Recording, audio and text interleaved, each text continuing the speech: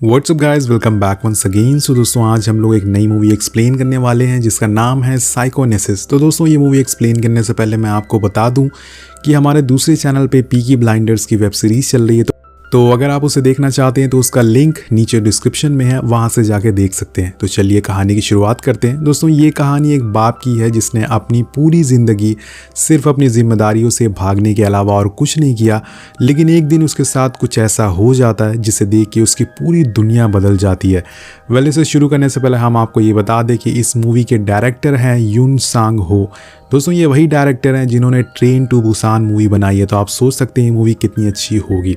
तो चलिए कहानी की शुरुआत करते हैं। मूवी की शुरुआत में हम कोरिया के छोटे से शहर जॉन को देखते हैं, जहाँ पे हम 23 साल की यंग लड़की रूमी को देखते हैं जो एक रेस्टोरेंट चलाती है।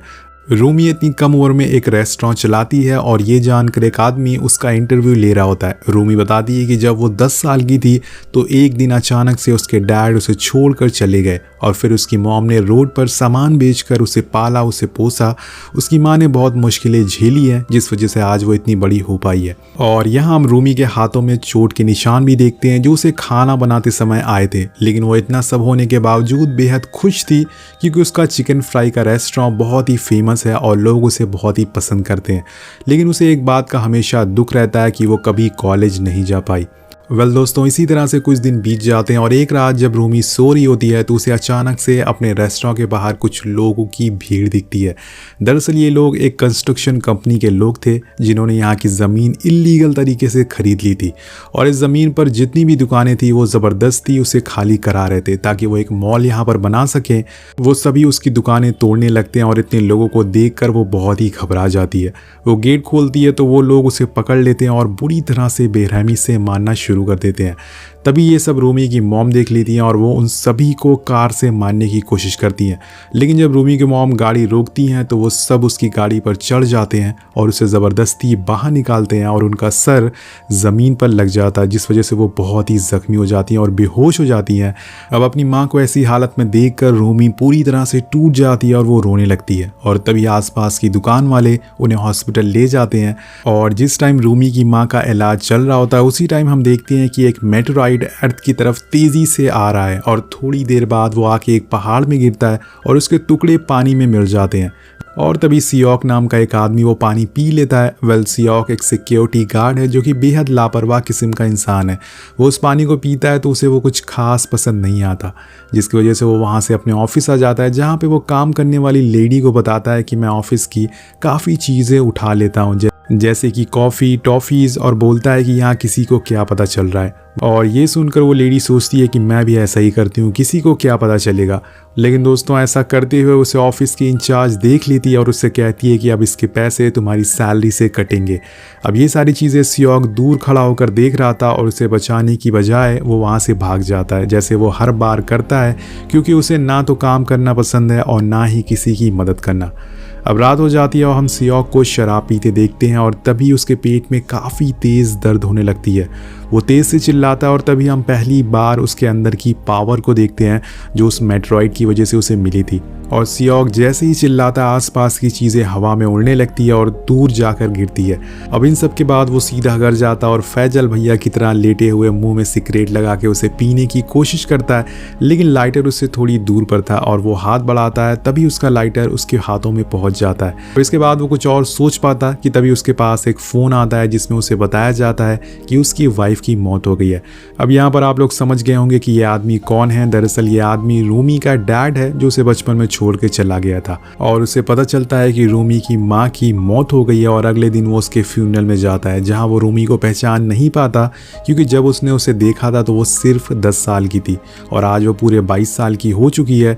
रूमी उसे बताती है कि उसका नंबर उसके मॉम की फ़ोन से मिला, इसलिए वो उनसे बात कर पाई। अब सियोक अपनी बेटी को इतने सालों बाद देखकर बहुत ही इमोशनल हो जाता है। लेकिन इसी बीच वहाँ वही गुंडे आ जाते हैं जिनके साथ मिस्टर मीन भी होते हैं जो कि इन सब के हेड थे। वो रूमी को कुछ पैसे देने आए थे जिसकी वजह से उसकी मदद हो सके, लेकिन रूमी उन पैसों को लेने से मना कर देती है और उसके साथ में जो आदमी होते हैं वो उन सभी पर भड़क जाते हैं और वहाँ पे हाथापाई होना शुरू हो जाती है। और इसी बीच वहाँ किम नाम का एक लड़का आता है जो एक लॉयर होता है। वो उन्हें कानून से डराने की कोशिश करता है जिससे मिस्टर मिन थोड़ा शांत हो जाते हैं और वहाँ से सबको लेके चले जाते हैं। उनके जाने के बाद किम सियोक से मिलता है और उससे पूछता है कि क्या आप रूमी के डैड हैं, तो वो कहते हैं हाँ। जिसके बाद वो उन्हें लेके रूमी और उसकी माँ के रेस्टोरेंट जाता है जो कि अब पूरी तरह से बर्बाद हो चुका है। वो अपनी मरी हुई बीवी और अपनी बेटी की ये हालत देख के बहुत ही इमोशनल हो जाते हैं और बहुत ही गुस्से में आ जाते हैं। और उसके बाद सियोक किम को वहाँ से जाने को कहता है क्योंकि वो अब कुछ देर अकेला रहना चाहता है। और इसके बाद वो रोड पर अकेला ही चलने लगता है और सिगरेट निकालता है उसे पीने के लिए, लेकिन गुस्से में वो उसे फेंक देता है क्योंकि उसे आज ये सब देख कर एहसास हो रहा है कि वो एक कायर है और उसने अपने परिवार के लिए कुछ भी नहीं करा है। और उसे सबसे ज़्यादा इस बात का दुख था कि अगर वो उस रात मौजूद होता तो शायद वो अपनी वाइफ, अपनी बीवी को बचा लेता, लेकिन वो तो नशे में धुत था। अब ये सब सोचकर वो ज़ोर से चिल्लाता और एक कूड़े का ढेर दूर जाकर गिरता है। अब दोस्तों उसकी पावर धीरे धीरे बढ़ती जा रही थी। अब सियोक फ़ौरन घर जाता और ये चीज़ दोबारा करने की कोशिश करता है और यहाँ उसे पता चलता है कि उसके अंदर कुछ पावर्स, कुछ सुपर नेचुरल पावर्स आ गई है और उन पावर्स को वो यूज़ करके सारी बॉटल्स को हवा में उड़ाने लगता है। दरअसल ये सब दोस्तों उसी पानी की वजह से हो रहा था जो सियोक ने शुरुआत में पिया था। और उस पानी में वही मेट्रॉइड मिला था जो कि दूसरे प्लैनेट से आया था, जो कि एक सुपर नेचुरल था जिसे पीकर वो एक म्यूटेंट बन चुका था। उसे खुद नहीं पता था कि उसके अंदर क्या क्या पावर्स आ चुकी है। अब अगले दिन जल्दी सुबह उठकर वो अपने ऑफिस जाता है जहां वो अपने सीनियर से एडवाइस लेता है कि अगर वो एक जादूगर बने तो वो कितने पैसे कमा सकेगा। उसका सीनियर कहता है कि पास में ही एक क्लब है जहां पे कुछ जादूगर आते हैं और वो कभी कभी एक रात में 10 लाख भी कमा लेते हैं। अब ये सुनकर सियोक के होश उड़ जाते हैं क्योंकि उसके पास भी पावर्स थी और वो भी अब पैसे कमा सकता था। अब इतने पैसे में तो वो अमीर बन सकता है और वो सीधा क्लब पहुंचता है और वहाँ के मालिक को अपनी पावर्स दिखाना शुरू कर देता है। उसकी पावर्स देखकर मालिक समझ नहीं पाता कि वो ऐसा कैसे कर रहा है, लेकिन फिर भी वो उसे जॉब पर रख लेता है। और इसके बाद वो अगले दिन सीधा अपनी बेटी से मिलने जाता है और उसे सारी बातें बताता है कि उसे कुछ शक्तियाँ मिली और वो एक जादूगर बन गया है। वो रूमी को अपनी ये पावर्स दिखाता भी है, लेकिन रूमी को ये सब एक मजाक लगता है और वो कहती है कि मैं यहाँ इतनी मुश्किल में हूँ और आपको यहाँ मजाक सूझ रहा है। पर सियोक बताता है कि उसके पास एक पावर्स आई है जिससे वो ढेर सारा पैसा कमा सकते हैं और कहता है कि तुम मेरे साथ चलो, हम बहुत सारे पैसे कमाएंगे, फिर तुम कॉलेज भी जा सकती हो। लेकिन रूमी मना कर देती है और रोते हुए कहती है कि मुझे आपकी ज़रूरत 10 साल पहले थी जब, और उस टाइम आप मुझे छोड़कर चले गए। मैं उस समय रो रही थी लेकिन आपने मुझे अनदेखा किया। अब आप यहाँ क्यों आए हैं? वो कहती है कि माँ के जाने के बाद अब मेरे पास बस यही लोग बचे हुए हैं जो अभी मेरे साथ हैं। और वो पूछती है कि आप क्या चाहते हैं कि मैं इन लोगों को भी छोड़ दूं जैसे आपने मुझे बचपन में छोड़ दिया था। और वो सियोक को ये तक बोल देती है कि आप मेरे डैड नहीं हैं, मेरे डैड मर चुके हैं। अब ये सब बोलकर वो वहाँ से चली जाती है। रूमी की ऐसी बातें सुनकर सियोक पूरी तरह से टूट जाते हैं, पूरी तरह से रोने लगते हैं। उन्हें अपनी गलती का एहसास हो गया था और वहाँ से वो चुपचाप जाने लगते हैं।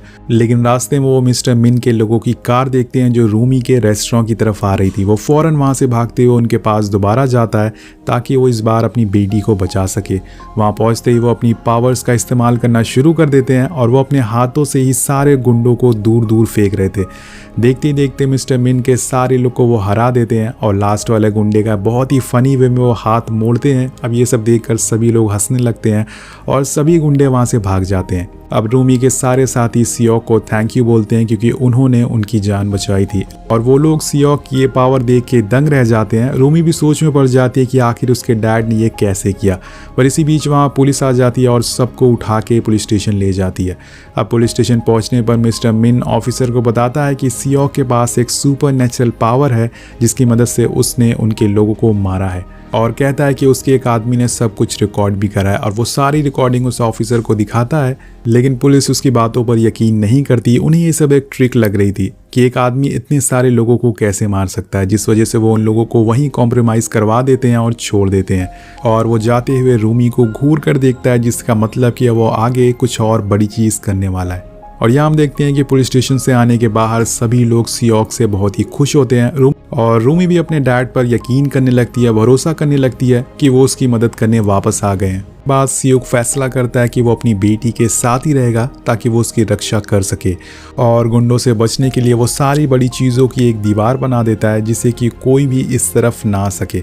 लेकिन दोस्तों एक रात वो गुंडे वहाँ आ जाते हैं और सियोक उन्हें देख लेता है और फिर कमाल होना शुरू हो जाता है। वो अपनी पावर्स का यूज़ करता है और एक बड़ी सी कार को हवा में उड़ा देता है और उन पर फेंक देता है। और वो जैसे उठाकर उन पर फेंकता है ये काफ़ी बेहतरीन सीन होता है। इसके बाद वो गुंडे सीधे वहाँ से भागकर अपने बॉस मिन के पास जाते हैं और वहाँ पर मिस्टर मिन उनकी बात सुनकर उन्हें बहुत ही सुनाता और कहता है कि क्या गुंडा बनेगा रे तू। वेल गाइस, यहाँ से सीन शिफ्ट होता है और यहाँ हम उस कंस्ट्रक्शन कंपनी के डायरेक्टर को देखते हैं जो मिस्टर मिन को लंच पे बुलाती है ताकि वो ये जान सके कि काम कैसा चल रहा है, क्योंकि उन लोगों को जल्द से जल्द वहाँ पे एक शॉपिंग मॉल बनाना था। लेकिन वो कुछ मिन से पूछने से पहले ही उसे बहुत मारती है, क्योंकि मिस्टर मिन ने अभी तक कुछ भी अपडेट नहीं दिया था और ना ही कुछ काम किया था। और जब डायरेक्टर ये सुनती है कि एक आदमी के पास सुपर पावर है जो सबको बचा रहा है, तो वो फौरन एक प्लान बनाती है कि वो इस केस को खुद ही हैंडल करेगी। और उसका प्लान ये होता है कि वो जैसे भी करके सियोक को अरेस्ट करवा दे, जिसके बाद वो लोग लाचार हो जाएंगे और उन्हें बचाने वाला कोई नहीं होगा और इसके बाद वो लोग उस जगह को आराम से खाली करा सकेंगे। अब अगले सीन में हम देखते हैं कि पूरे शहर के न्यूज़ चैनल में ये खबर चलने लगती है कि सियोक एक अपराधी है और उसने इस शहर की प्रॉपर्टीज़ को नुकसान पहुँचाया है। ये न्यूज़ जब सियोक देखता है तो हैरान हो जाता है और हम अगले दिन देखते हैं कि स्पेशल फोर्स की टीम आती है और सियोक को अरेस्ट करके ले जाती है। अब अपने डैड को बचाने के लिए रूमी अपने लॉयर को फ़ोन करती है जो उसका काफ़ी अच्छा दोस्त भी होता है और जिसे हमने पहले देखा था, जो कि उसे लाइक भी करता है, जिसका नाम होता है किम। वो किम से कहती है कि डैड को कुछ ऑफिसर उठा के ले गए, हमें उन्हें किसी तरह से छुड़ाना होगा।